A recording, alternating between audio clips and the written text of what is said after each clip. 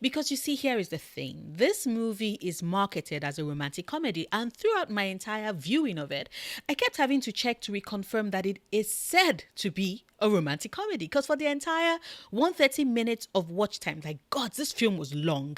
For the entire 130 minutes of watch time, I kept asking, where on earth is the romance? Where the hell is the comedy?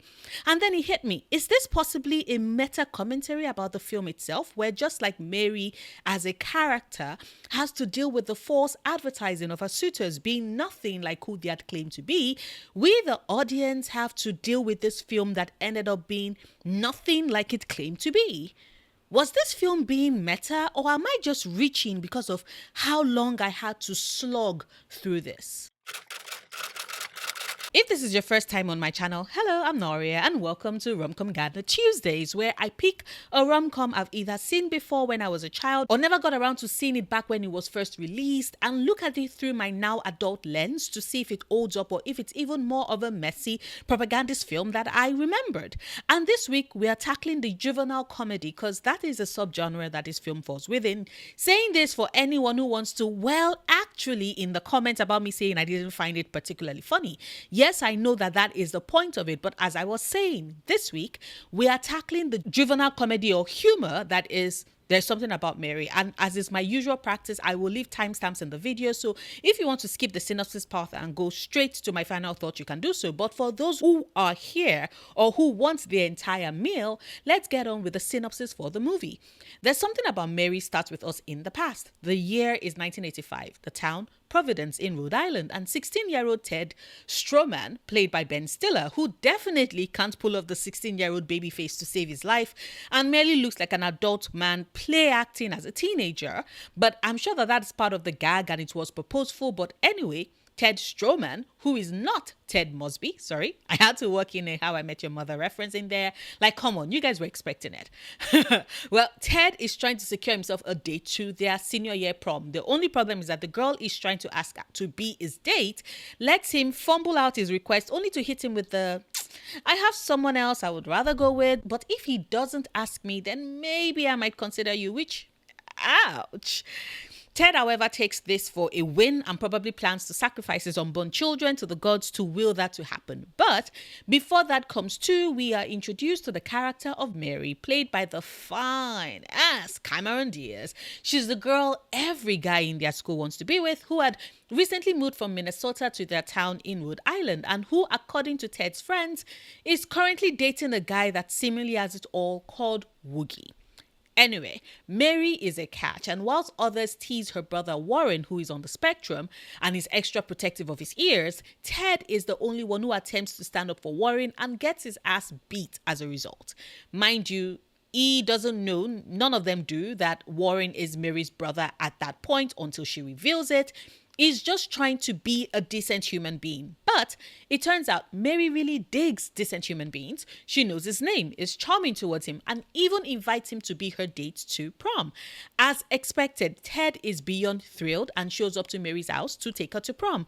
After being grilled by Keith David, sorry, I meant Charlie, Mary and Warren's stepfather, they're all set to head out, except that a little game Ted tries playing with Warren has Warren tackling him and messes up Mary's dress. Mary heads up to change. Ted heads to the toilet to pee, where a series of unfortunate events results in his penis and ball sack getting caught in the zipper of his pants. Yes, people, it is that type of comedy. And if you thought things were already bad for Ted, they only keep getting worse. As soon as the police and fire department show up, and when a dumbass tries to force things through, well, as expected, it results in Ted having to spend his senior prom at the hospital. The reason why I went into all these details about Ted and Mary's first meet is because I need you to understand the bonkers context for why my mouth fell dramatically open when Ted declared that she is and would always be the love of his life. I mean, my dude was going to therapy and telling everyone that would listen about this great girl called Mary that he's been in love with for the last 13 years, even though the last time he saw her was when he was being wheeled to the hospital to try and untangle his penis from the zipper within which it was caught. After hearing Ted whine for one too many times about this seemingly perfect Mary, his best friend, Dom Waganowski, played by Chris Elliott, advises him to take the plunge and become a full-fledged stalker by hiring a PI to track Mary down. The private investigator he recommends is the sleazy Pat Ely, played by Matt Dillon, who doesn't buy Ted's shtick that Mary is this perfect girl because in his world, no woman can be all that. But then, he tracks down Mary to Miami, where she works as an orthopedic surgeon, still cares for her brother Warren, and lives with her older roommate Magda, who spends her days with a receiver to eavesdrop on phone conversations happening on their street, and who, in Mary's words, smells like a gin mill. I bring up the bits about the eavesdropping because it would come in handy later on in the film. Anyway, Pat, who spends his time eavesdropping on Mary's conversations and following her everywhere, finds himself falling in love with her, which, gods. And so he decides to do the only thing he can do in the situation. He straight up lies to Ted about Mary having had multiple kids from different baby daddies, tells him that she's seriously overweight and that she's also wheelchair bound. Ted is at first shocked to discover all these changes that have happened to Mary in the years since he last saw her, but he does come around to inform Pat that he would like to meet with Mary regardless. Except Pat tells him that it's too late. Mary is already headed to Japan as a mail order bride. He has this conversation with Ted, by the way, with moving boxes in his hands because you see, while stalking Mary when he was in Miami, he learned that Mary would rather date someone who is self-employed, like an architect. If he just had the thought that, hold up, sure, an architect might choose to work for themselves to freelance, but a large swath of them work in architectural firms. Well, that's meant to hint to us that Mary, whilst a brilliant orthopedic surgeon, is not very smart, which is why a lot of what happens later does within the movie. Like, yes, I know it is for the comedy, but it doesn't mean I can't still find it irritating though. So yeah, Pat's decided to quit his job, move to Miami, and use all the information he's gleaned about Mary whilst he was stalking her to craft this image of Pat Healy that Mary would fall in love with. Meanwhile, after talking to another childhood friend who went to school together with Mary and Ted and who had seen Mary very recently and was able to disprove a lot of what Pat had said about her, Ted realizes that Pat is lying and decides to drive to Miami to see Mary himself. Whilst on the way there, he picks up a hitchhiker who seems really creepy. Although Ted doesn't really pick up on the cues, thankfully he decides to go pee in the bushes when they get to a red spot where he stumbles just as the police burst into the clearing to find him on his knees before another man's bulge and what clearly is a group of gay men on the down low having a great-ass orgy. Ted is arrested whilst his hitchhiker bails, but not before leaving the bag he was carrying in Ted's car, a bag that it turns out contains human remains. Ted was arrested for the murder, but luckily for him, the hitchhiker was caught shortly afterwards and confessed to the murder, whilst also admitting that he had planned to kill Ted as well, but Ted came down in the nick of time to pee.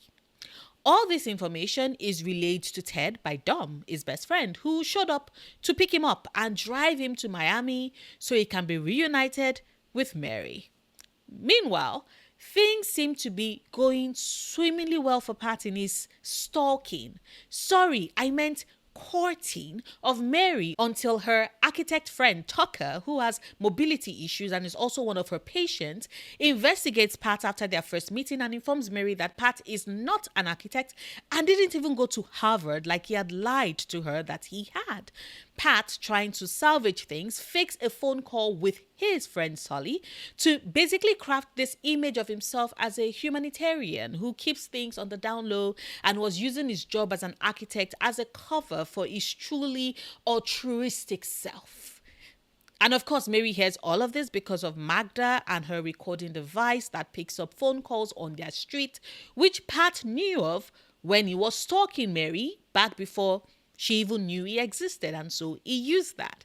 Also, quick side note that shows just how much Pat ruins everything, his friend Sully, who is a recovering drug addict and had stayed away from cocaine and alcohol, went off the bender because Pat coerced him into having some light beer. And because he went off on a bender, he stopped feeding his pets, namely his dog and a giant python. And as you might have guessed it, the python ended up swallowing Sully at some point in the story. Anyway, back to Pat. His reunion with Mary didn't last long at all, as Tucker came right back to give her even more devastating news. Pat Ely is a murderer and a convicted criminal. Le gasp. This is the last straw for Mary, who decides to break up with Pat. Pat, who had been eavesdropping all this while, decides to follow Tucker to beat the crap out of him, except when he arrives, it is to learn that Tucker isn't actually Tucker, but is actually named Norm. He's not an architect either, but a pizza delivery guy. And the reason why he's faked his entire identity is because he too is in love with Mary, after having delivered pizza to her once. Hi.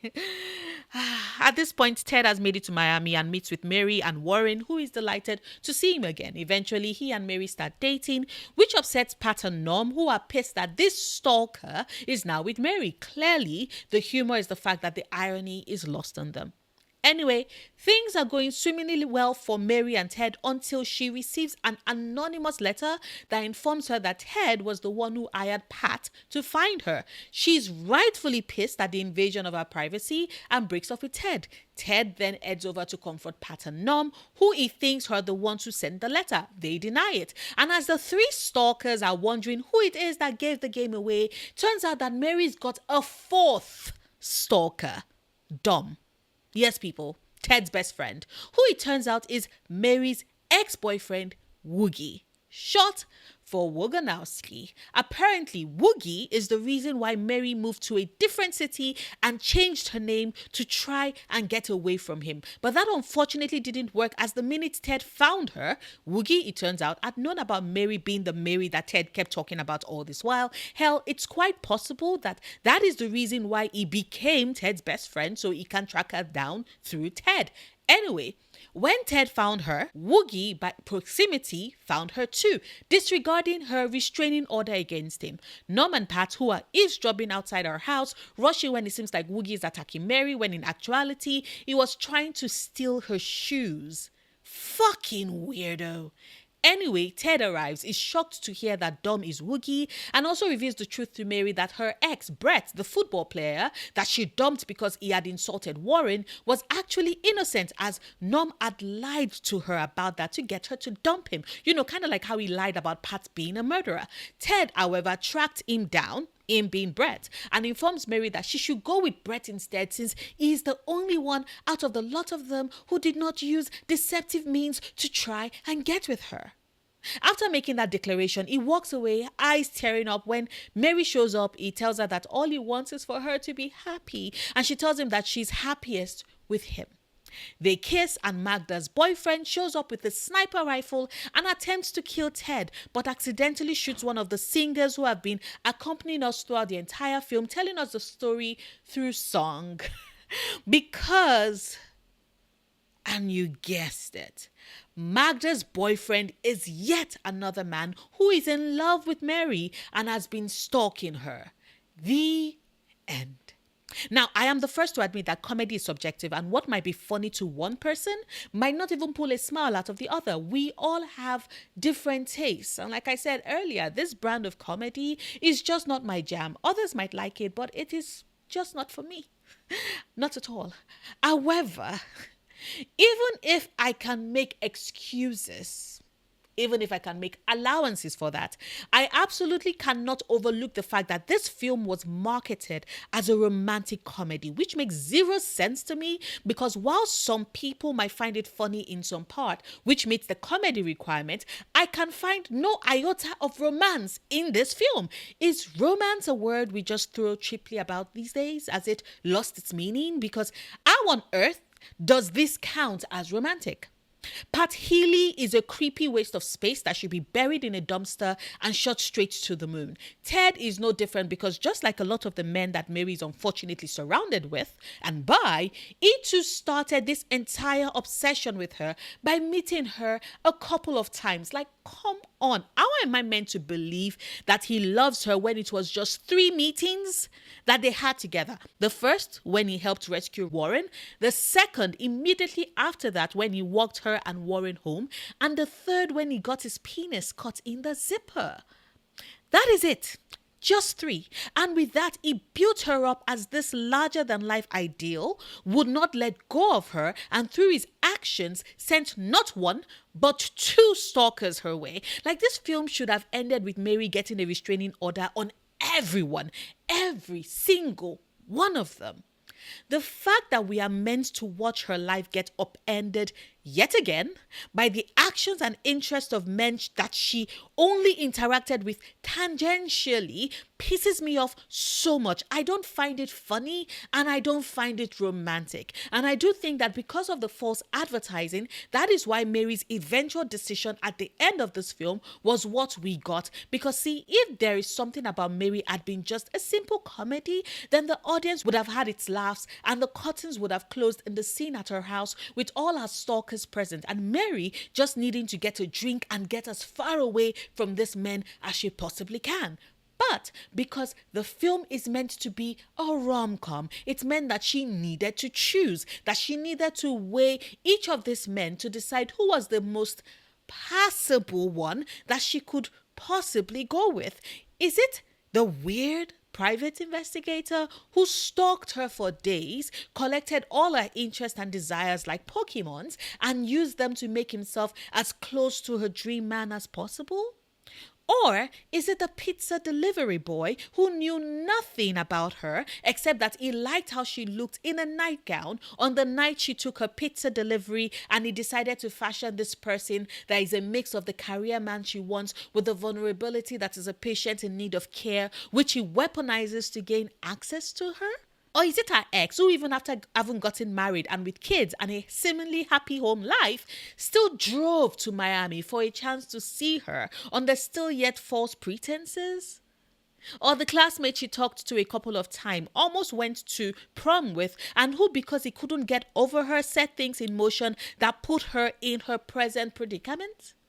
There's something about Mary tries to position Ted's obsession with Mary and his inability to forget her as being romantic, like he's a bit different from the other men in Mary's life, since he at least didn't change his identity or meet her under false pretenses. But it is not. It is very unhealthy and instead breeds a system where we don't respect other people's boundaries or autonomy, where there's a belief that you should gain access to someone you like or find remotely attractive, and even if you have to scheme and lie your way to get in, it's not a big deal and it's just funny, and that just makes my skin crawl. I'd spent the days after I saw this film trying to figure out exactly why it makes me so upset, what exactly set me off, and I think I finally came around to the reason for it last night. It is because whilst other romantic comedies can have me suspending disbelief in a lot of aspects and just get caught up in the moment, there's something about Mary uses a real life situation and scenario that has led to harm and the death of many people, not just women, because men can also be stalked as her non-binary folks. But there is something that has led to the harm and demise of so many people, and it is a subject matter that would always leave a sour taste in my mouth. I can't find it funny, and instead it just makes me so damn angry, because a part of me is curious if I had watched this as a child. I didn't, because whilst I knew of it, I wasn't the biggest fan of Ben Stiller as a kid. I was more an Eddie Murphy and an Adam Sandler girl. So even though I did love Night at the Museum and I enjoyed Zoolander, there's something about Mary sailed under the radar for me. And a part of me feels relieved about that, because if I had seen this film as a child or a teenager, then I would have thought that people stalking me and spying on me and being desperate to intrude on my privacy in order to find me when I would rather not be found, I would have thought that as funny, as not a big deal, as maybe romantic. And that shit would have fucked with my brain. I can only imagine how stories like this warp what we consider important and turn serious issues into jokes and settings for romances.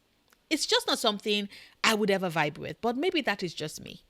Maybe you saw there's something about Mary and thought it was a good old time and I'm reading too much into it. That is fine as well.